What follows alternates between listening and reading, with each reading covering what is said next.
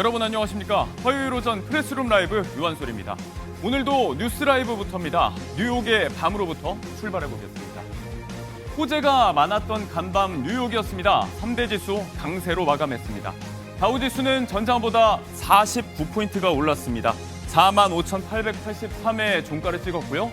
S&P 500은 30포인트 상승으로 6,615, 나스닥이 207포인트 올랐습니다. 22,348로 거래를 마쳤습니다. 기술주의 호재가 눈에 띄었죠. 구글의 모회사 알파벳, 장중 시총 3조 달러를 돌파했습니다. 애플, 마이크로소프트, 엔비디아에 이어서 사상 네 번째입니다. 테슬라는 머스크 CEO의 자사주 10억 달러 매입 소식에 8개월 만에 최고치를 썼습니다. 또 스페인에서 열린 미중 무역 협상이 잘 됐다. 트럼프 대통령의 발언도 장 초반에 탄력을 더했던 간밤이었습니다. 미국 이야기 조금 더 해볼게요. 중국과의 아직 관세, 또 수출 통제 등 핵심 쟁점은 뚜렷한 합의를 보지 못했지만요. 바로 이 부분이 돌파구가 될지도 모르겠습니다. 동영상 플랫폼 틱톡의 처분 방안에 대해서 미중이 큰 틀에서 합의를 했다는 소식입니다. 미국 MZ들을 중심으로 선풍적인 인기를 끌고 있는 틱톡은 모회사가 중국 기업이라는 점에서 해킹 등의 안보 우려가 꾸준히 제기돼 왔는데요. 그간 지분 매각에 반대해왔던 중국이 트럼프 대통령의 중국 방문을 성사시키기 위해서 매각에 동의했다고 월스트리트저널은 보도했습니다. 양국 정상은 오는 19일에 이 같은 협상 내용에 대해서 통화할 예정으로 알려졌습니다.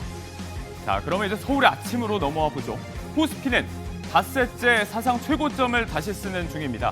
3,430도 넘었습니다. 일단 업데이트된 저희의 최신 기준은 21포인트 오른 3,428을 나타내고 있습니다. 우량주들의 신고가 행진이 이어지고 있는데요. 정책 뒷받침에 뉴욕 증시 강세까지 이어진 결과로 오늘 아침도 이렇게 훈풍이 도는 중입니다. 다만 코스닥은 상승 출발 후에 하락 전환했습니다. 850일 현재 약보합세입니다. 최근 이 코스피의 성적은요, 글로벌 증시 가운데서도 독보적입니다. 어제 한국거래소에 따르면요, 코스피는 올 들어 42%가 올랐는데요. 주요국 지수 30개 가운데 가장 높은 상승률을 보였습니다. 두 번째로 많이 오른 홍콩 항생지수와도 10%포인트 넘게 차이가 나는데요. 연일 사상 최고치였던 S&P 500이라든지 나스닥 같은 미국 주요 증시의 상승률도 훌쩍 넘겼습니다. 최근의 이 박스권 탈출은 아무래도 양도세 대주주 기준 유지에 외국인 순매수세가 강해진 덕분일 것 같습니다. 다만 증권업 같은 수혜 업종과 다르게 건설과 통신 등 일부 업종은 하락세가 계속되면서 업종별 희비는 다소 엇갈리고 있습니다. 전 국민의 90%가 소비 쿠폰을 받았다. 약 53만여 명은 끝내 신청하지 않았습니다. 12일 마감된 1차 소비 쿠폰 신청, 어제 행안부가 이 통계를 발표했는데요. 총 5,007만여 명이 9조 693억 원을 지급받았습니다. 신용 체크카드 지급이 약 70%로 가장 많았고, 지역별로는 전남이 99.32%, 서울 98.45%로 각각 최고 최저 지급률이었습니다.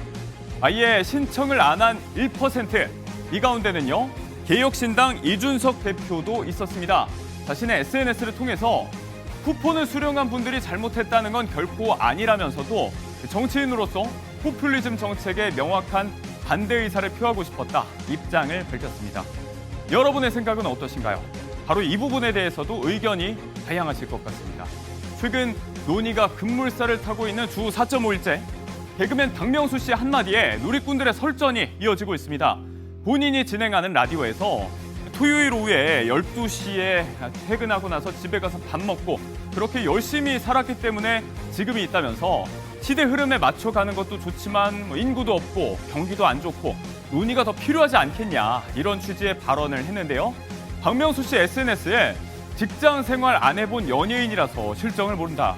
반대로 틀린 말 한 거 없지 않느냐? 찬반 댓글이 무성합니다.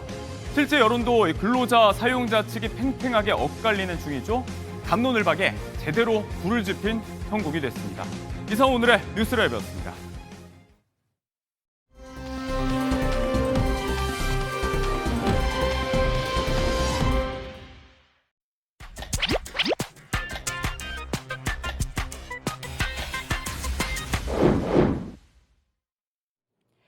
의원님들을 직접 찾아가 현안에 대해 솔직한 생각을 들어보는 국회 라이브. 오늘은 조정훈 국민의힘 의원 만나보겠습니다.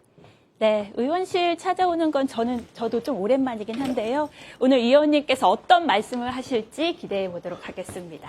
네, 의원님 안녕하세요. 네, 안녕하십니까. 네. 반갑습니다. 반갑습니다. 네, 이렇게 누추한 의원실까지 찾아와 주셔서 고맙습니다. 아닙니다. 안방을 열고 맞이하는 느낌입니다. 좀 약간 떨리시죠? 예, 그렇습니다. 오늘은 저와 이렇게 생방송 대담을 하고 있는데 평소에 의원실에 딱 도착하시면 네, 가장 먼저 무엇을 하십니까? 제가 이 방에 매일 도착하면 아침 한 8시 정도에 오면 그 시간은 조용히 칼날을 가는 시간이라고 할 수 있을 것 같습니다. 그날 있을 일들을 생각하면서 정리하면서 교육부 장관 인사청문회 때 무슨 질문을 할까? 외교부 장관에게 통상협상에 대해서 뭘 숨기고 있는지 물을까? 우리 국민들이 외교부 장관, 교육부 장관 후보 함부로 만날 수 있는 게 아니니까. 그렇죠. 그분의 마음속으로 제가 빙의하려고 노력합니다. 네. 그래서 문장도 적어보고 그러는 정치인의 무기가 결국은 글과 말이니까 맞죠. 어떤 말을 써야 국민들이 좋아하실지를 고민하고 있습니다. 그렇군요. 오늘도 국민의 빙의하심 조 의원님과 함께 이야기 나눠보도록 하겠습니다. 네, 맞습니다. 제가 이렇게 질문 드린 게 의원님께서 항상 발언하시는 거 들어보면요. 네. 정말 핵심만 집어서 날카롭게 지적을 하시거든요. 그래서 기자로서 궁금증에 한번 그 비법을 알기 위해 여쭤봤습니다. 아이고, 칭찬해 주셔서 고맙습니다. 네. 저도 김 바로, 기자님 네. 기사 보면 정말 많이 공부하시고 준비하셨다는 생각합니다. 아, 정말입니까? 네, 맞습니다. 그럼 바로 현안으로 들어가 볼게요. 지금 오후 2시에 대정부 질문 예고돼 있습니다. 이번에는 외교 통일 안보 분야인데 세계은행에서 15년간 몸담으신 경제 전문가십니다. 의원님께서 보시기에 이재명 정부의 이 통상 정책, 외교 정책 몇 점 주실 수 있을까요? 불안하지요.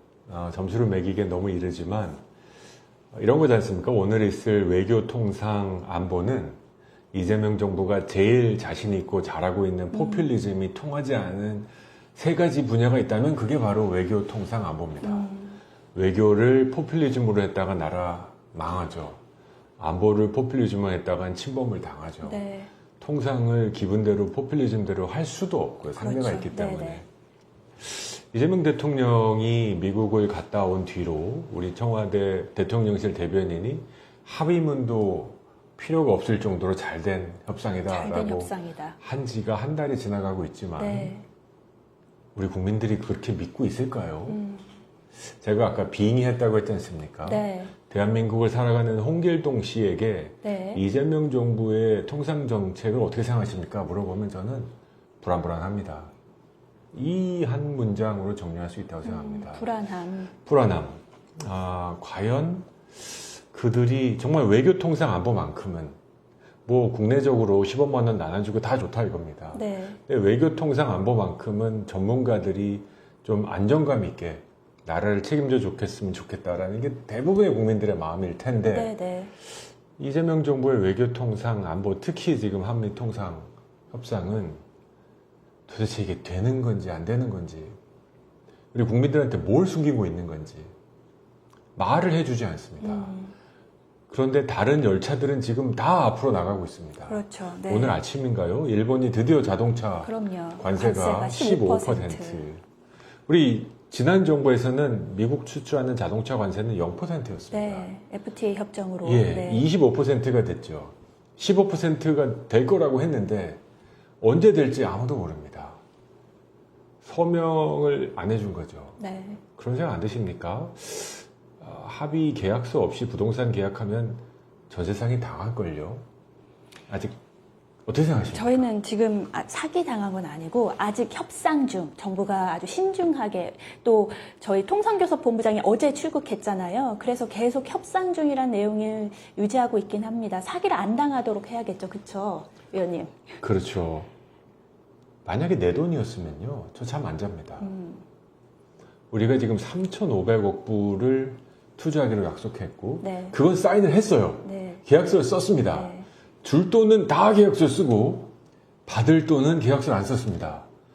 이런 바보 같은 계약을 하는 사람이 어디 있습니까? 이게 나라 운영이니까 그래도 좀 점잖게 참고 계신 거지만 우리 김정 기자님께서 이런 계약을 한다고 하시면 부모님께서 하시게 하겠습니까? 불안은 하죠. 절대 말리시지 네, 않겠습니까? 그렇죠. 네. 아니 상대방 말만 듣고 그 말을 그대로 믿고 이 3,500억 달러가 얼마냐면요. 우리가 갖고 있는 외환보유고 4,100, 이게 80%에 해당하는 돈입니다. 맞습니다. 우리가 그렇게 어렵게 벌어둔 달러 다 갖다가 투자하겠다고 지금 다 사인한데 우리는 도대체 뭘 얻을 수 있는지 아무것도 알려주고 있지 않습니다. 그리고 하는 얘기가 나쁜 들보단 없는 들이 낫다. 말이 조금씩 바뀌잖아요. 아무것도 쓸 필요가 없을 정도로 잘 됐다. 한 달 지났더니 서둘러서 협상하는 나쁜 협상보단 그럼 그때 나쁜 협상을 하고 왔다는 뜻이잖아요. 무언가가 지금 맞지가 않고 지금 국민 여러분들이 불안감을 궁금증을 넘어서 불안해하고 있습니다. 저는 이게 야당 의원의 한 명으로서 이건 끝까지 추궁해야 된다고 생각합니다. 네. 만약에 이게 어긋났다. 우리 젊은 분들 얘기로 뻥났다. 이건 이 정권 책임져야 됩니다. 우리 경제를 이렇게 한순간에 통상으로서 무너뜨릴 수 있다면 이 정부는 저는 국민들의 심판을 반드시 받아야 될 것입니다. 네, 오늘 대정부 질문에서 좀 야당 의원님들의 날카로운 질문 좀 기대해 보도록 하겠습니다. 네. 이건 정쟁이 아닙니다. 그렇죠. 예, 네. 국익을 위해서 도대체 뭘 숨기고 있는 건지. 저는 이재명 대통령이 지난 미국 가서 한 협상을 보면 본인 스스로가 나는 반미주의자가 아니다. 반미주의자가 아닌 걸 받아달라라고 하면서 모든 조건들을 그냥 다 들어줄 수밖에 없지 않았을까. 네. 그런 걱정도 듭니다. 한번 좀 오늘 정부의 설명을 다시 한번 좀 투명한 설명을 기대해 보겠습니다. 이렇게 또 맡고 계신 상임위 얘기도 좀 해볼게요. 교육위인데 또 이재명 대통령 이야기인데 어제 그 최규진 교육부 장관에게 임명장을 전달했습니다. 이제 교육부 장관이 된 거죠. 임명은 했고 야당이 반대하는데 임명을 강행한 거예요. 교육위 전체 회의 보이콧을 검토하겠다고까지 말씀을 하셨었는데 지금 좀 어떻게 결정된 게 있을까요? 네, 그 장면을 보면서 저희가 야당이고 의석수가 부족해서 막을 수는 없었습니다만 한 줄 요약을 하면 이런 생각이 들었습니다. 이제 이재명 정부에서 드디어 여학생 손찌검했던 교사가 장관이 됐구나. 도대체 21세기 미래교육에 무슨 전문성이 있다고 여학생에게 손찌검하고 천안함의 음모론을 얘기하고 음주운전하고 정말 교육자로서 결격사유가 덕지덕지 묻어나는 사람을 교육부 장관으로 임명했을까? 이렇게 사람이 없을까? 우리 학부모들한테 무슨 이제 얘기를 해야 될까요, 저희는? 저는 이재명 정부의 교육 철학이 과연 뭔지 모르겠습니다. 진짜로 선거 기간 중에서도 별 얘기 안 했습니다. 유일하게 했다면 뭐 서울대 10개 만들겠다. 뭐 얘기하셨는데 서울대 10개를 이제 4년 몇 개월 만에 만드실 수 있을지 모르겠습니다. 그러나 방금 임명한 최규진 교육부 장관은 저는 오래 못 갈 거라고 생각합니다. 저희 국민의힘이 막아낼 거다 이런 얘기를 드리는 게 아니고 어떤 정책적인 제가 만나는 예. 학부모들과 학생들이 어이없어합니다. 이것도 불안감인가요? 아니요, 이건 분노죠. 분노입니까? 네. 의원님, 저희 딸에게도 손찌검한 선생님이 있으면 그 사람이 야 장관도 한다 이럴 수 있지 않습니까? 네. 음주운전하면 교사는 승진이 안 되는데 장관 승진시켰으니 나도 이번에 한번 봐달라 이럴 수 있는 거 아닙니까? 도대체 고위직 공직자가 가져야 될 한 단계 높은 도덕성과 책임감은 어디 간 겁니까? 이 부분은 조금 아쉬운 점으로 남긴 하지만 그래도 이제 교육부 장관이 일단 임명이 됐으니까 우리나라의 교육을 위해서 올바른 정책을 좀 펴나갔으면 좋겠다라는 좀 개인적인 바람을 갖습니다. 네. 네. 저도 잘 하시길 바라는데 네. 그분이 걸어온 길을 보면 네. 매우 편향적이고 정치적이십니다. 네. 그런 일이 발생하면 저희 국민의힘이 국민과 함께 그렇죠. 막도록 네. 하겠습니다. 네, 앞으로 좀 지켜보도록 하고요. 또 이렇게 협치가 실종된 분야 바로 사법 분야입니다. 네. 사법 분야는 정부 여당이 뭐 사법부 흔들기를 하고 있다라는 비판이 지금 적지 않은데요. 어제 정청래 민주당 대표가 공개적으로 조희대 대법원장을 향해서 직에서 내려오시라라고 말했고, 대통령실도 나중에 입장을 약간 부연하긴 했지만요. 국민적 요구가 있다면은 돌이켜볼 만하다, 생각해볼 만하다, 이런 입장을 표명했습니다. 어떻게 보십니까? 사법부 흔들기라고 보시나요? 아니면은 어떤 개혁이라고 보시나요? 사법 개혁. 굉장히 위험한 상황이라고 봅니다. 민주당이 지금 몸집이 커졌는데 주체를 못하는 것 같아요.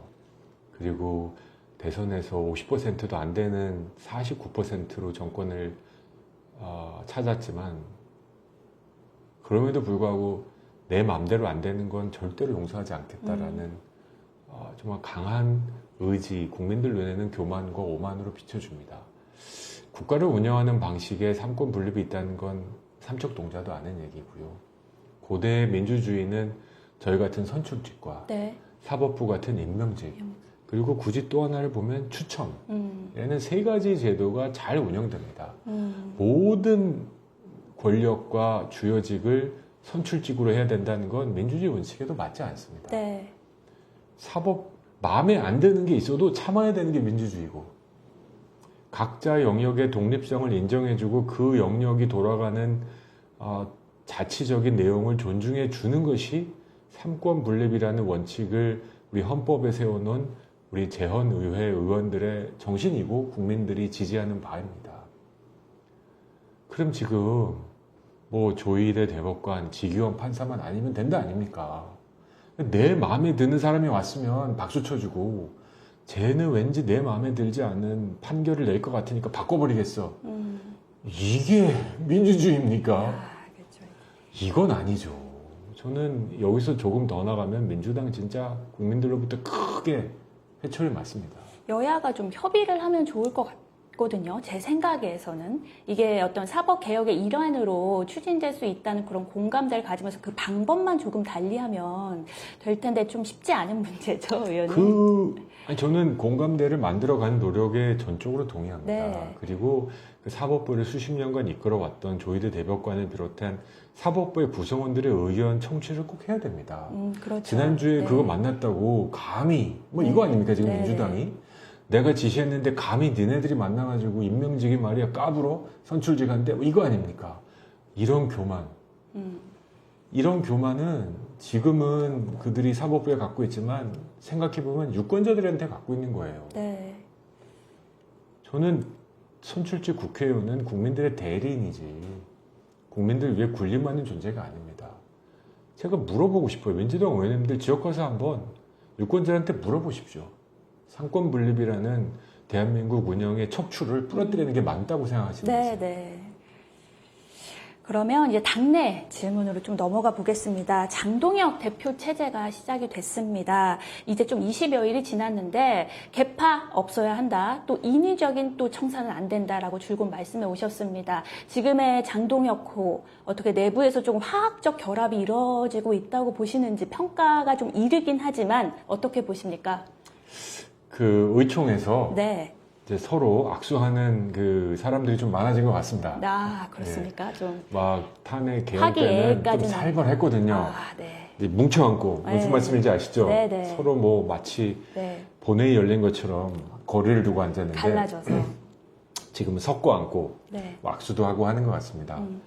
한 배에 탄 이상 네. 노를 같은 방향으로 저어 나가는 건 같은 배에 한 배에 탄 사람들의 책임이죠. 같은 나라 어떤 나라를 만들어야 되는지 같은 비전을 갖고 정당 활동을 하는 거니까요. 그래서 지금은 새롭게 출범한 장동혁 지도부에 대해서 힘을 실어줄 때라고 생각합니다. 힘을 실어줄 때. 당내 통합이 중요한 게요. 국민의힘이 뭐 사느냐 죽느냐까지는 그렇지만 성공하느냐 마느냐가 내년 지방선거에 달려 있다 이런 말씀 많이 하시는데 이제 마지막 질문은 의원님께서 이기는 보수라는 책을 하나 쓰셨어요. 맞습니다. 예, 저도 지금 읽고 있는데 이게 선거 패배에 대해서 진짜 솔직하게 직면하신 책으로 저도 보고 있습니다. 그래서 이 책을 보면 느꼈습니다. 조 의원님이 생각하시는 내년 지방선거 승리 필승 전략 이런 게 있을까요? 저희 통합도 지금 당내에서 이루어지고 있다고 하니 대여 투쟁도 해야 되잖아요. 어떤 전략이 필요하다고 보십니까? 저는 세 가지 공식이 있어야 된다고 생각합니다. 이게 제가 뭐 똑똑해서 짜잔이 아니고 네.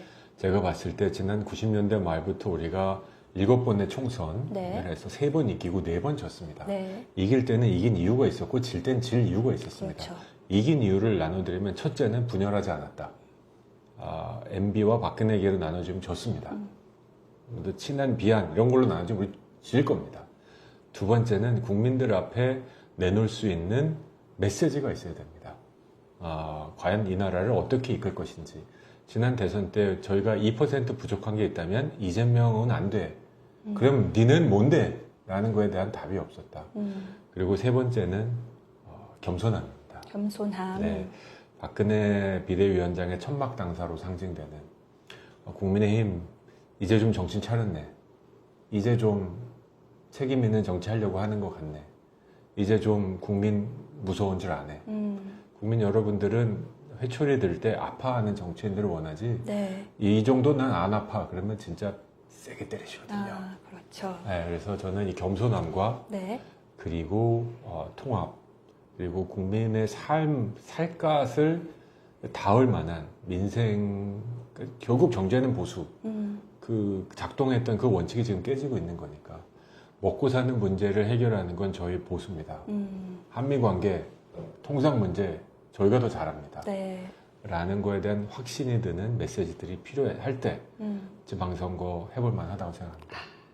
국민의힘이 국민에게 정말 다가설 수 있을지 제가 계속해서 또 취재해 보도록 하겠습니다. 응원 부탁드립니다. 네, 오늘 말씀 감사합니다. 네, 감사합니다. 저는 또 국회 라이브로 찾아오겠습니다. 지금까지 김지영이었습니다.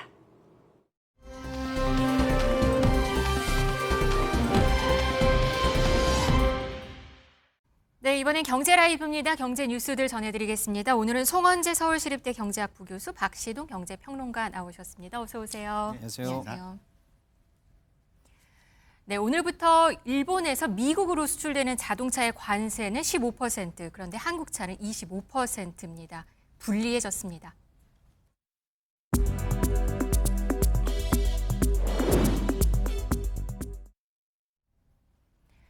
네, 관세가 지금대로라면 지금 일본 캠리보다 한국 소나타가 지금 더 비싸지게 된다는 거죠? 네, 현재가 기준으로 보면은 소나타가 27,300달러 정도고요. 네. 캠리 토요타의 캠리가 한 29,000달러 정도인데 지금 이제 오늘 기준으로 이제 관세를 적용하게 되면 네.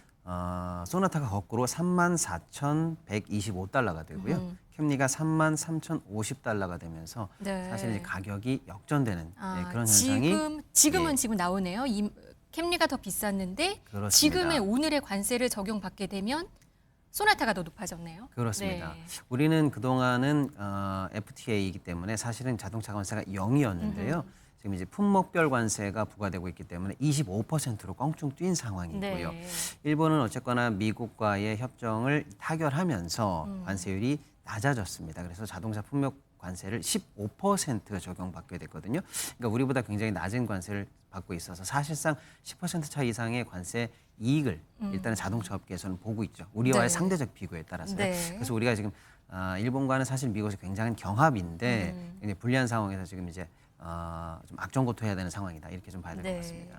우리나라 사실 15%로 관세가 합의가 되기는 했었는데 그래도 품목별 관세에 따라서 지금 자동차는 25%를 받고 있잖아요. 왜 그대로인 건가요? 그러니까 지난 7월 31일 날 이게 협상이 타결이 됐다라는 소식이 네. 전해졌는데 사실 그에 대한 후속 협상이 진행이 지금 지지부진한 상황에서 완전한 타결이 이루어지지 않은 것이죠. 결과적으로 우리가 3,500달러를 미국에 투자하는데 그 투자를 어떻게 할 것이냐 또는 투자 수익의 분배를 어떻게 할 것이냐에 대한 합의가 아직 이루어지지 않았기 때문에 지금 3,500억 달러를 투자하는 것에 대해서 그러면 15%까지 내려간다. 거기까지는 합의가 됐지만 네. 그 돈을 어떻게 쓴다, 어떻게 나눈다. 이게 합의가 안 됐기 때문에 세부 아직까지 내용이 합의가 안 돼서. 15%로 지금 협정 서명이 되지 않은 상황이라고 볼 수 있습니다. 네. 그러면 현대차는 지금은 미국에서 어떻게 팔리고 있나요? 그러니까 25%를 부과한 가격에 팔리고 있었던 건가요? 아니면 그렇지 않은 아닙니다. 건가요? 지금 이제 기존보다 올라간 관세가 아직 소비자가에는 반영이 되고 있지 않다는 게 네. 현지 이 내용인데요. 왜냐하면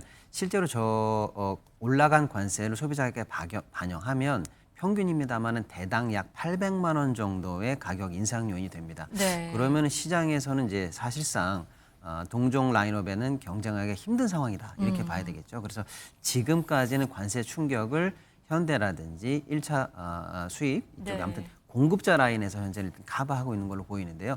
언제까지나 이 공급자 단에서 관세 부담을 계속 안아가면서 소비자 쪽으로 전이를 안 할 수 있는지 그 한계 시점이 점점 다가오고 있어서 지금 상황에서는 굉장히 지금 현대가 미국에서 좀 빡빡한 상황으로 가고 있다 이렇게 좀 봐야 될 것 같아요. 그러니까 자동차 업계 관계자들 얘기를 들어보니까 실제로 소비자 가격에 지금 인상된 관세를 반영하지는 않았지만 더 네. 이상 버티기는 어려운 상황이다라고 지금 전해지고 있는 상황입니다. 미국에서 한국 차는 잘 팔리고 있나요? 지금 뭐 거의 일본을 따라잡았다, 엄청 많이 팔렸다라는 얘기는 들리고 있긴 하거든요. 네, 제가 우리나라가 대미 수출을 하면 월 평균 한 100억 달러에서 110억 달러 정도 지금 수출을 하고 있거든요. 그 중에서 자동차가 차지하는 비중이 한 25% 정도 됩니다. 네. 그래서 매달 한 25억 달러 정도 수출이 되고 있었는데요. 그렇게 치면은 연간 한 300억 달러 정도 되는 것이죠. 그 정도 수출이 되고 있는 상황이었다. 이렇게 이해할 수가 있고요. 그다음에 현대차가 작년에 혼다를 제쳤다고 해요. 그러니까 미국 시장에서요. 네. 그러니까 일본 차는 뭐 혼다뿐만 아니라 토요타도 토요타도 있고 뭐 네. 다른 닛산도 있고 여러 차가 있기 네네. 때문에 우리나라는 지금 현대기아밖에 없잖아요. 그래서 전체적인 수출 물량을 보면 한국 차가 미국 차에 비해서 수출 물량이 적지만 그래도 일본 차에 비해서? 네, 그래도 네네. 현대가 지금 전체 한 랭킹 4위 정도 된다고 하니까요. 네. 사실 상당히 선전하고 있다 이렇게 볼 수 있죠. 근데 관세 이슈로 있긴 해서 지금 수출이 좀 난항일 것이다라는 예상이 있었고 또 내부적으로도 파업 이슈가 있어서 좀 문제가 있지 않을까 했는데 그 좀 타결이 돼서 좀 현대차 입장에서는 나쁘진 않은 상황이라고 볼 수 있는 건가요? 지금 어떻게 봐야 될까요? 네, 그러니까 지금 몇 년 만에 지금 현대차에서 파업을 하겠다고 네. 선언을 했다가 극적으로 타결이 됐죠. 그래서 합의안을 보면 월 기본급 10만 원 인상한다. 성과급은 450% 지급한다. 그다음에 그다음 플러스 1,580만 원 지급한다. 주식도 뭐 30주 지급한다. 이런 식으로 해서 노조를 달랬다고 볼 수 있겠죠. 그래서 아무래도 지금 내부 보완이 있을 수 있었는데 네. 그래도 이제 안쪽으로는 어느 정도 노사와의 합의가 이루어졌다고 볼 수 있는데 아직은 모릅니다. 그러니까 지금 노란봉투법이 이제 우리가 개정이 돼서 이제 곧 네. 6개월 뒤에 시행이 될 것이고 그다음에 지금 또 한 가지 남아 있는 이슈가 경영성과급의 통상임금 여부, 그러니까 포함 여부에 대한 아직 이슈가 남아 있거든요. 네. 지금 현대차에서도 이에 대해서 집단 소송을 하겠다라는 지금 입장을 밝혔기 때문에 사실 경영성과급이 통상임금에 포함되면 나중에 퇴직금을 굉장히 많이 받을 수 있거든요. 그래서 그 갈등이 아직까지는 지금 잠재해 있는 상황이다. 좀 지켜볼 상황이다. 그렇게 지켜봐야겠다. 이해할 수 있습니다. 이 한미 관세 지금 후속 협상에 대해서는 지금 현재 교착 상태입니다. 산업부 장관이 귀국한 지 하루 만에 통상교섭본부장이 미국으로 갔는데요. 오늘 새벽에 도착을 했는데 기자들의 질문에 어떤 말을 했는지 들어보시겠습니다. 양만은 디테일에 있는 거고 지금 이제 디테일 가지고 지금 하여튼 치열하게 협상을 하는 중이다 이렇게 보시면 되고 저는 일단 USR 대표 만나고 또 하여튼 전방위로 이렇게 하여튼 우리 최대한의 그 국익 반영을 위해서 그렇게 최선을 다할 생각입니다. 네, 관세 협상 지금 어떻게 진행될 걸로 보세요? 굉장히 어려운 상황입니다. 일단은 큰 틀에서는 우리가 미국에 3,500억 불 정도를 투자한다. 그러면 미국은 관세를 25에서 15로 낮춰준다. 여기까지만 합의되어 있는데요. 네. 지금 현재 미국 측의 요구는 이겁니다. 3,500억 불을 우리 정부는 약간 모호한 전략적 모호성에서 좀 두고 민간이 주도적으로 수출을 하거나 투자를 하거나 할 때 네. 정부가 우회적으로 보증을 한다라든지 신용 공여를 한다라든지 이런 것까지 포함하는 개념이고 어디에 어떻게 투자할지도 사실은 민간 영역의 자유를 좀 맡겨달라. 이게 이제 우리 정부의 큰 틀에서 입장인데 네. 미국은 아닌데 우리가 펀드라는 개별 툴을 만들어낼 테니까 마치 캐피탈 콜인 것처럼 미국 정부가 요청하면 요청하는 기간에 맞춰서 딱딱 계좌에 돈을 꽂으라는 얘기예요. 돈을 직접 투자를 해라. 그렇습니다. 네. 그리고 그 돈에 대해서 사용처, 어디에 어떻게 쓸지, 심지어는 우리 기업과 상관없는 사회적 인프라 같은 것들도 미국이 좀 하겠다는 거거든요. 그래서 사용처도 자기네들이 정하겠다. 그리고 우리가 투자된 금액에 대해서 예를 들어서 원금 상환이 될 때까지는 그 이익에 대해서 반반 정도를 가져갈 수 있지만 원금 상환 그 BP를 넘어가는 순간부터 미국이 이게 9를 가져가겠다.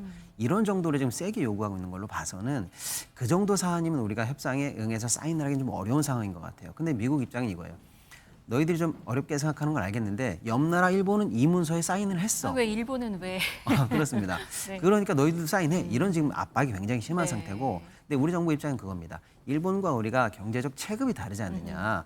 일본은 예를 들어서 뭐 5천억 불을 투자한다고 해도 준 기축통화국이고 그 정도 외화보유액이 충분히까지는 아닙니다만 그나마 버틸 수 있는데 우리는 외환보유가 그럼 4천억에서 4,100억 불 수준인데 3,500억 불을 너희들이 원하는 날짜에 가져간다라는 거는 그게 맞느냐 안 맞느냐를 떠나서 당장의 우리 입장에서는 환율 충격 같은 것도 당연히 예상할 수 그렇죠. 있거든요. 만약에 그게 현실화된다면 지금 환율보다 1,000원 이상 올라간다는 1,000원의 분석도 지금 얘기가 계속 나오기 있어요. 네. 때문에 이 상태로는 협상이 어렵다. 우리 입장을 좀 최대한 반영해서 윈윈하는 선에서 가보자. 이런 어떤 디테일 조정이 굉장히 지금 어려운 상황인 것 같습니다. 예.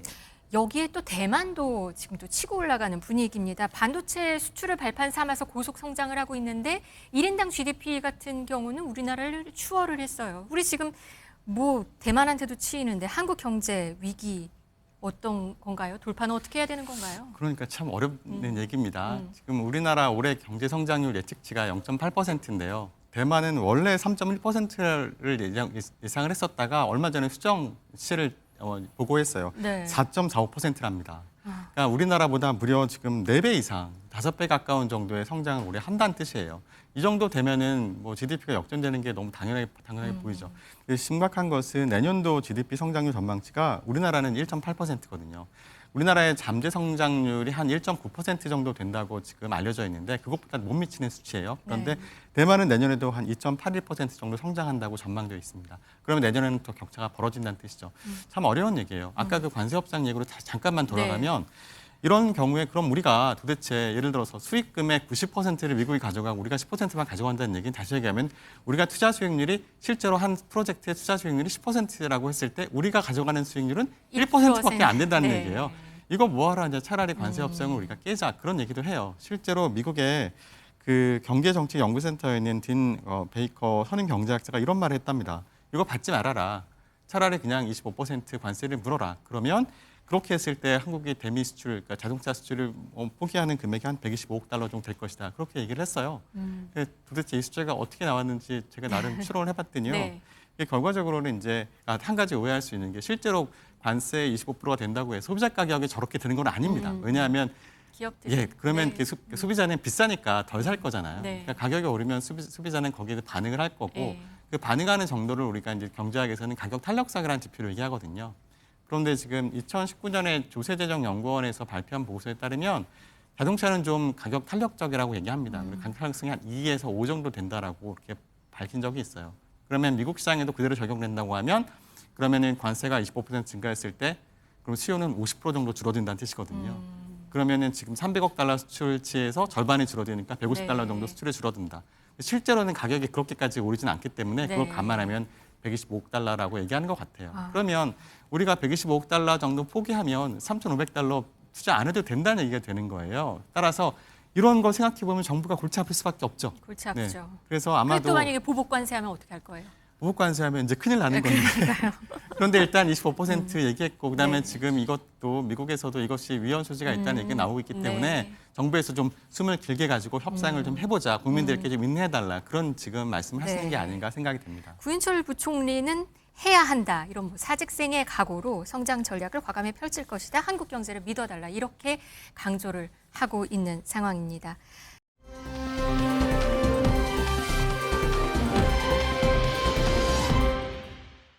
이번엔 시청자분들께 조금 실질적 도움이 되는 정보 뉴스 하나 전달해 드릴게요. 추석을 앞두고 먹거리 물가 너무 올라서 장보기 겁난다 하시는 분들 많으실 텐데요. 정부가 추석 민생 안정 대책을 발표했습니다.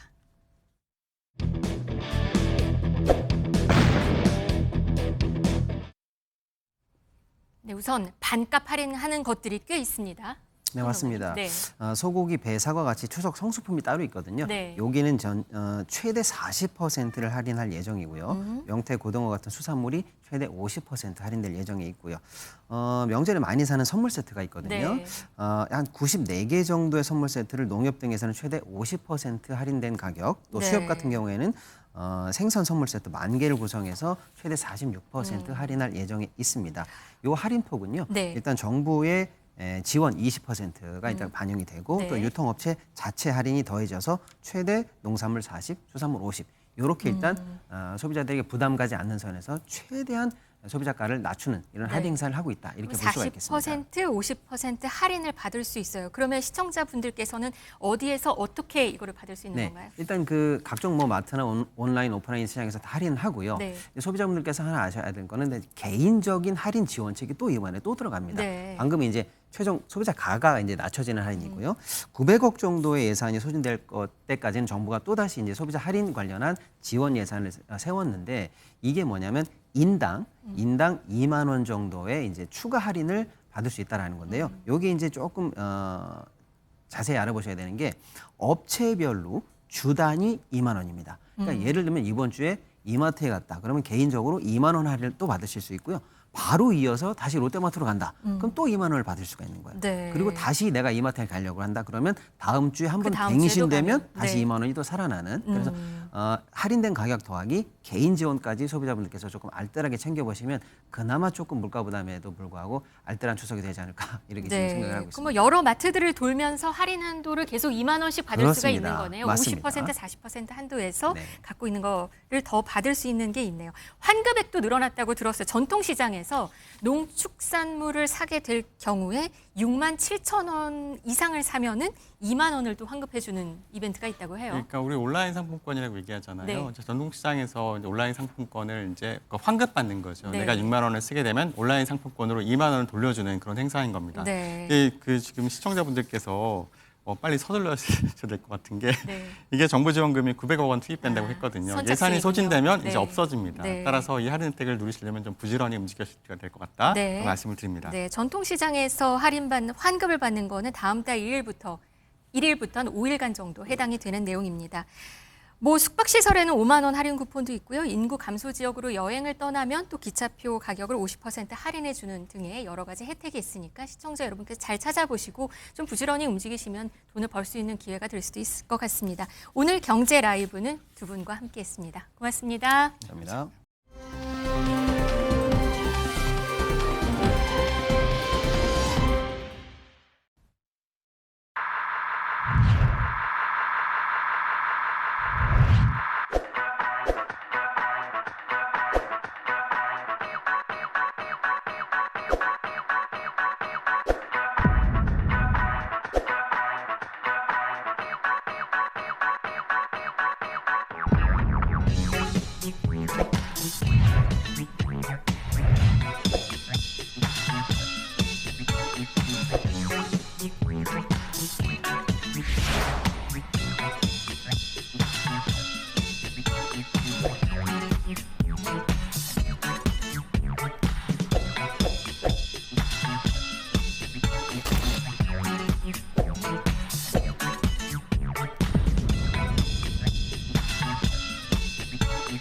Work it, make it, do it, make sense. Harder, better, faster.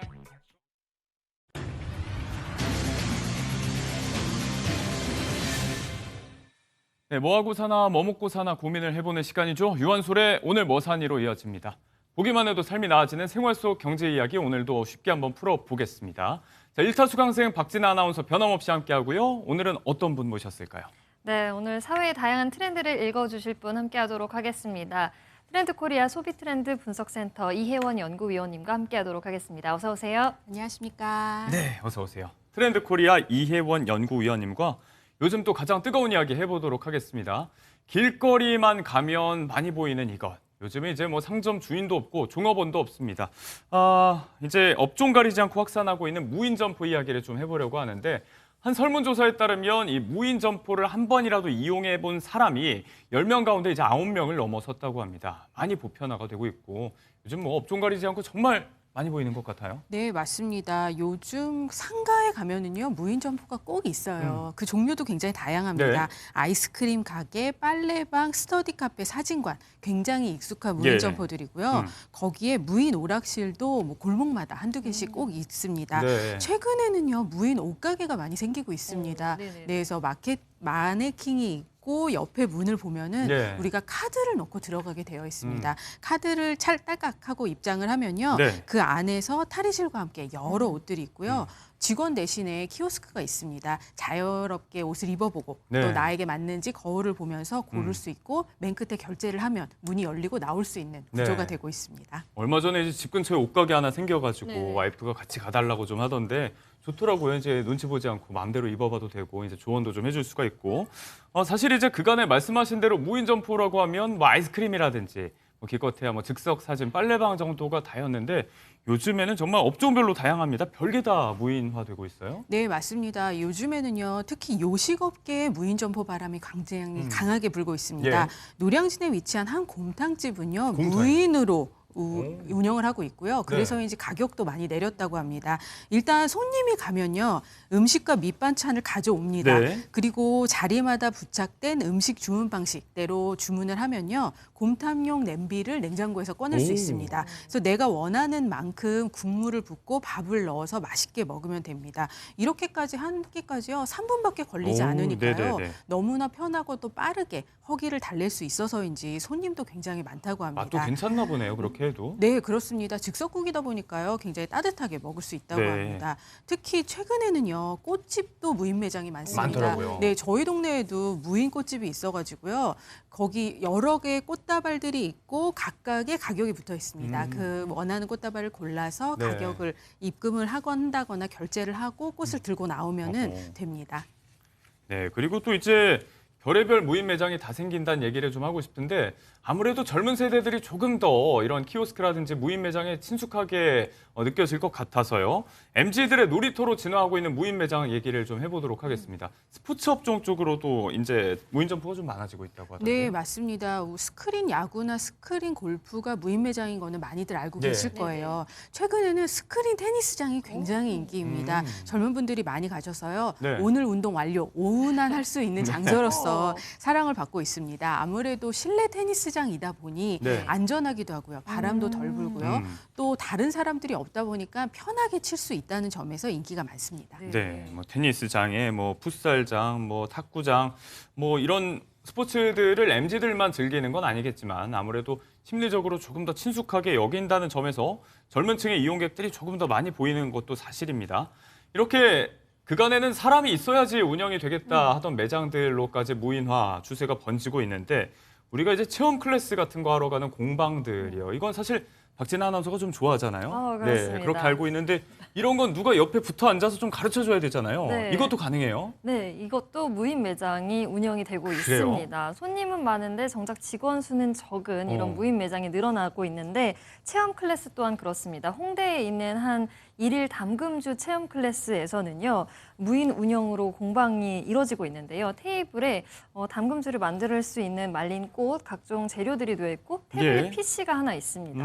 이 태블릿 PC를 직접 터치해서 손님들이 직접 따라서 만들어 보는 건데요. 영상이 나오는군요. 네, 물론 매장 안에는 직원이 2-3명 정도 상주해 있긴 합니다. 도움을 요청하면 그때 도와줄 수 있는 건데요. 한 손님은 눈치 볼 필요도 없이 자기가 순서대로 천천히 만들어 볼 수 있어서 좋다라고 네. 이야기를 했습니다. 이렇게 대한민국 창업 시장은 무인 열풍이 불고 있다 해도 과언이 아닙니다. 비교적 적은 초기 비용이 들어가기도 하고 또 네. 비대면을 선호하는 젊은 세대들이 반영된 결과라고 볼 수 있을 것 같습니다. 이런 얘기는 이제 조금 이따가 이혜원 위원님께 조금 더 구체적으로 여쭤보도록 하고요.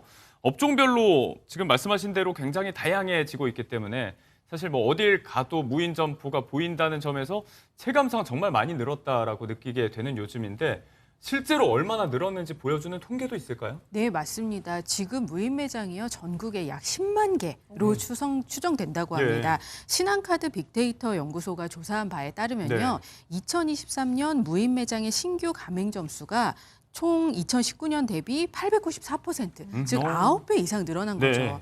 이 기간 중에요. 이용 증가율이 가장 높은 업종은요. 무인 라면 가게였고요. 또 무인 문방구 네. 막 점점 많아지고 있습니다. 거기에 무인 세탁소, 무인 카페, 아이스크림 할인점들도요. 약 10%에서 50% 정도의 증가율을 보이고 네. 있습니다.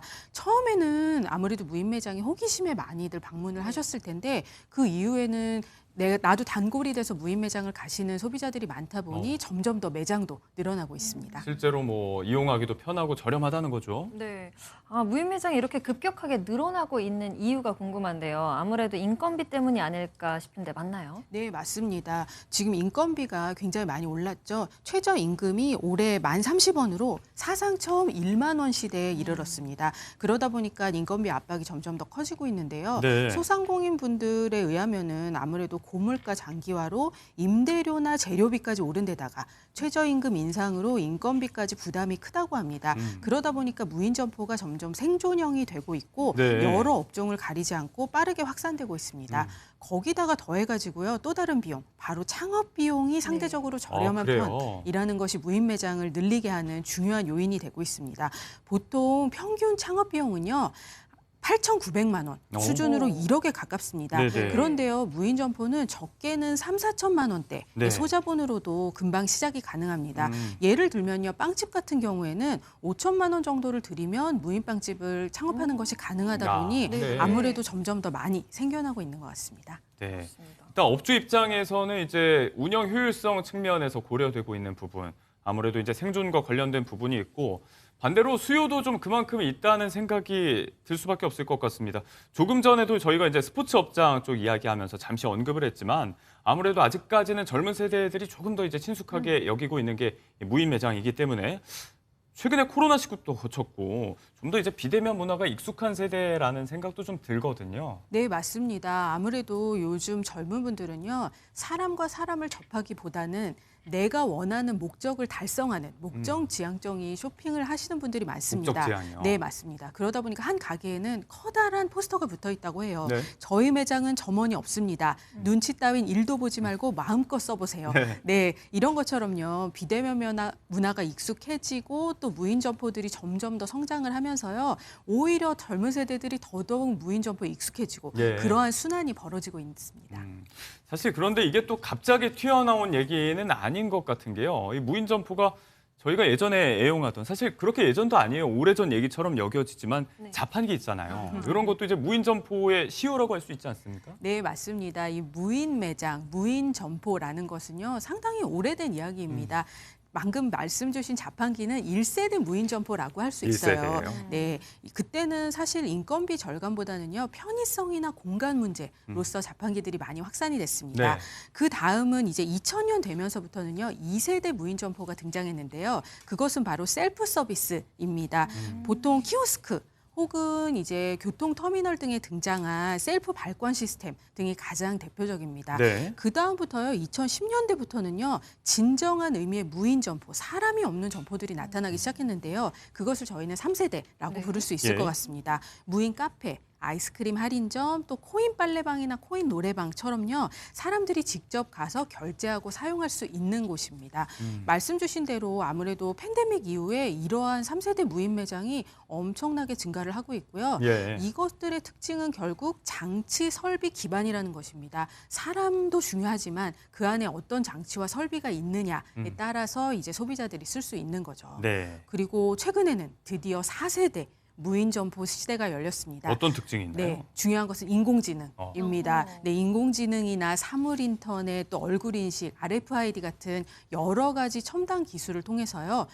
출입 또는 설비에 대한 통제가 원격으로도 가능하게 된 거죠. 예. 최근에 피트니스 전문점이나 골프장, 탁구장, 태닝숍 같은 사람이 꼭 필요했던 서비스 업종에도 무인화가 도입된 이유가 바로 이것 때문입니다. 특히 최근에요. 제조나 조리하는 로봇 많이 보셨을 거예요. 네, 맞아요. 네, 그런 것들이 생기면서 카페나 음식점까지도 모두 다 무인화 바람이 점점 세게 불고 있습니다. 네.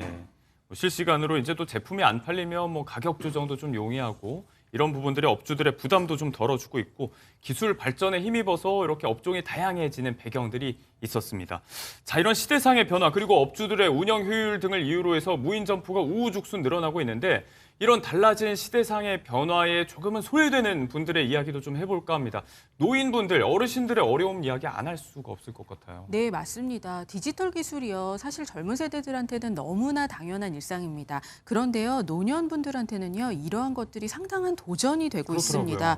어떤 편의점을 운영하는 한 점주분이 이야기하신 건데요. 네. 새벽에 CCTV를 확인해봤다가 깜짝 놀라서 매장으로 달려가셨다고 합니다. 예. 그 이유가 한 어르신분이 매장에 갇히신 거예요. 아이고. 네, 무인으로 이용하는 경우에는 물건을 결제를 해야지만 문이 열리는데 그것을 모르고 구경만 하다가 나오려고 보니 갇혀 있고 그 노인분께서는 굉장히 당황을 하셨을 거죠. 예. 그래서 어르신들 많이들 말씀하시잖아요. 키오스크만 보면 겁이 난다. 맞아요. 네, 이런 이야기들이 많이 되는 것 같습니다. 최근에 한 조사에 의하면요. 네. 수도권에 거주하는 20세에서 59세 600명 또 60세에서 79세 노년층 400명으로 조사를 해봤더니 예. 노년층 중에서 65%는 디지털 기술 미숙으로 일상에서 불편을 겪었다라고 응답하셨다고 합니다. 그렇군요. 이는요 59세 이하의 13%의 무려 5배나 높은 수치입니다. 그러다 보니까 최근에 노년층을 위한 디지털 교육 굉장히 많습니다. 지자체나 평생교육원 중심으로요 키오스크 쓰는 법 또 무인 매장에서 계산하고 나오는 법 이런 것들을 가르쳐주고 있다고 합니다. 어르신들의 키오스크 공포증 이 얘기한 지가 사실 뭐 하루 이틀이 아닌데 아직까지도 저희가 이 이야기를 하고 있다는 건 이분들에게는 그만큼 어려운 일이란 얘기입니다. 조금 전에 이제 매장에 갇힌 어르신의 이야기를 해주셨지만 얼마 전에 좀 최근에 좀 전의 일이에요. 그러니까 꽃집에 무인 꽃집에 갔다가 한 어르신이 계산 안 하고 꽃다발을 그냥 들고 나갔다가 네. 도둑으로 오해받을 만한 사연이 있었다고요. 네, 경남 진주의 꽃집에서 일어난 일인데요. 이곳이 24시간 운영되는 곳입니다. 사람이 있을 때도 또 낮 시간대나 이제 사람이 없을 때는 무인으로 운영하는 예. 곳인데요. 지난 3월에 새벽 시간대 6시에 한 할아버지께서 비치되어 있는 매장에 비치되어 있는 꽃다발을 들고 나가셨다고 합니다. 계산을 하려고 했지만 어떻게 방법을 몰라서 네. 아마 들고 나가신 것 같은데요. 그런 것 같아요. 그리고 나서 3시간 뒤인 오전 9시에 할아버지께서 꽃다발을 샀었다고 직접 현금을 들고 찾아오셨습니다. 매장 오픈 시간에 맞춰서 불이 나게 오신 거예요. 네, 그러니까. 맞습니다. 할머니가 생신이셔가지고 꽃을 주고 싶었는데 새벽 시간대에 찾아서 너무 좋았다. 다만 이렇게 이용하는 방법을 수월하게 할 수가 없어서 힘들긴 했지만 이런 시스템은 정말 좋은 것 같다라고 얘기를 했고 네. 매장 직원도 친절하게 키오스크 사용 방법을 알려준 일화가 있습니다. 네, 이런 분들이 소비 시장에서 소외받지 않도록 하기 위해서 좀 잘 가르쳐드리고 세심하게 안내하고 이런 부분들은 반대로 이제 좀 사람이 해야 될 몫이지 않나 싶습니다. 우후죽순 등장하는 무인 점포에 힘입어서 이제 상권 분위기도 좀 많이 바뀌고 있는데 가서 이야기를 좀 들어보면 이제는 예전만큼 사람 냄새는 좀 안 난다. 이런 아쉬운 소리도 나오고 있는 것 같아요. 네, 맞습니다. 최근에 폐업과 업종 전환도 많아지고요. 거기에 무인 매장의 증가까지 더해가지고요. 소위 말하는 가게들이 많은 곳에 오히려 사람 냄새가 나지 않는 예. 그런 안타까움이 있습니다. 과거의 상가는요. 손님과 가게 주인분이 서로 얼굴을 맞대고 커뮤니케이션하는 장소였습니다. 네. 근데 최근에는요. 오히려 그러한 경험들이 점점 줄어들고 그냥 물건만을 사고 구경만을 하는 곳이 되고 있습니다. 그러다 보니까요. 결국 상권이 가진 사회적, 문화적 교류의 기능은 점점 줄어들고 있습니다. 예. 아무래도 여러 한 상인들이 말씀을 주시는 게요. 주인 얼굴을 모르는 가게가 늘어났다라고까지 네. 하시더라고요. 이런 거 이제 기술 발전의 이면에 저희가 조금 서글프게 생각이 되는 그런 이야기들입니다. 무인 점포 확산 이면에 저희가 좋은 점만 있는 건 분명히 아니겠죠. 짚어봐야 될 부분들이 분명히 있는데 어떤 부작용이라든지 안전 관련 여러 가지 차원의 우려들이 좀 제기가 되고 있는 것 같아요. 네, 맞습니다. 일단 첫 번째 부작용으로는요. 아무래도 연령 제한이 있는 물건들이 마음대로 소비자들에게 보여지고 있다라는 예. 점입니다. 최근에 무인 문방구가 상당히 많은데요. 거기서 장난감으로서 총, 칼, 모양의 장난감들이 많습니다. 네. 이런 것들은 사실 14세 이상 연령 제한이 있는 구매 물품인데요. 아무도 없다 보니 어린이들이 무차별적으로 사는 거죠. 네. 그런 곳에는 수류탄 모양의 장난감까지 있다고 해서 상당히 위험하다고 합니다. 예. 또 한 가지는 전자담배입니다. 전자담배도 일반적으로 무인 점포가 많이 점점 늘어나고 네. 있는데요. 그렇다 보니 청소년들이 접근성이 높고 그래서 청소년들이 무차별적으로 구매하게 되는 일들이 있습니다. 예. 이런 것들을 지자체나 교육청에서 아무래도 교육하고 지도 감독해야 되는데요. 정작 이 무인 판매점을 관리 감독할 주체가 명확하지 않다는 점이 굉장히 안타깝습니다. 네. 보통 무인 점포는 자유업으로 신고가 되게 되어 있어요. 그렇게 별도의 인허가가 없다 보니 등록만 하면 영업을 할 수 있고 또 영업을 하다 보면 아무래도 네. 규제하기가 힘들어지는 그렇죠. 그런 악순환이 벌어지고 있습니다. 보안 관련된 우려도 안 해볼 수가 없을 것 같아요. 아무래도 이제 사람이 없다 보니까 누가 막 가져가는 거 아닐까 하고 원초적인 좀 불안감이 생기잖아요. 네, 맞습니다. 절도도요, 크게 두 가지 유형으로 나눌 수 있습니다. 무인 점포 안에 있는 물건을 훔쳐가는 경우. 그것은 점점 건수가 늘어나고 있는데요. 예. 2021년에는 3,500여 건 정도였습니다만 2023년에는 1만 건을 훨씬 넘어서면서요. 예. 2년 사이에 3배 이상 급증했습니다. 또 하나의 절도는요, 무인 점포 안에 있는 장치나 설비를 훔쳐서 쓰는 것인데요. 얼마 전 온라인 커뮤니티에 무인 매장 전기도둑이라는 제목의 글과 사진이 올라왔는데요. 네. 사진을 보면은 가게 냉장고 옆에 코드가 연결된 절체불명의 물건들이 놓여 있었습니다. 네네네. 가만히 보니 세워져 있는 것은 배터리, 아. 그 위 옆에는 인버터. 충전을 하고 있었고. 네, 맞습니다. 무인 매장의 전기를 무단으로 사용하고 있었던 예. 것이죠. 네, 이런 것처럼 굉장히 이렇게 전기를 끌어다 쓰는 행위도요, 사실 범법 행위입니다. 네. 그렇기 때문에 큰 주의가 필요할 것 같습니다. 네, 조금 이제 빠르게 달라지는 사회 분위기 속에서 저희가 경각심을 갖고 바라봐야 될 문제도 있습니다. 아이들에게는 안전 사각지대가 돼가고 또 보안 문제 등의 이슈도 여전히 제기가 되고 있는데 이런 부분도 우리가 충분히 좀 살펴야 될 것 같고 한편으로는 이제 조금 전에 이야기하신 것처럼 창업 비용이라든지 여러 가지 돈이라든지 운영 형태가 좀 쉽고 간편하고 이제 돈이 덜 든다는 이유로 무작정 뛰어들려고 하는 창업주분들도 분명히 계신데 상권 분석이라든지 업종 선택에 있어서 여러 가지 또 고려할 점이 많다는 점 우리가 늘어나고 있는 무인 점포 이면의 명과 암에 대해서 한번 살펴봤습니다.